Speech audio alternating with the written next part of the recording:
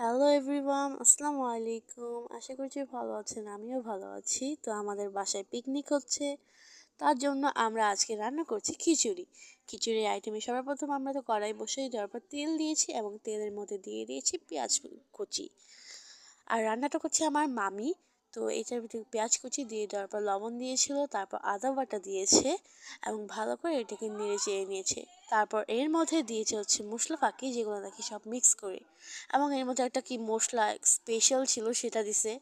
তারপর এখানে সবজি ছিল, সেই সবজি দিছে এবং ভালো করে মিক্স করে নিয়েছে। তারপর এটার মধ্যে চাল ডাল একসঙ্গে মিক্স করে ধুয়ে নেওয়া ওইটা দিয়ে দিয়েছে আমার মামি, এবং খুব ভালো করে নেড়ে চেড়ে এটার মধ্যে দিয়ে দিল ওখানে টমেটো, এবং এর আগে মরিচ দিয়েছে, আমি ভিডিও করতে ভুলে গেছি। তারপর এর মধ্যে পানি দিয়ে দিচ্ছে আমার মামি এবং এটাকে ভালো করে করে দেওয়ার পর তা হয়ে গেল আমাদের খিচুড়ি রেডি।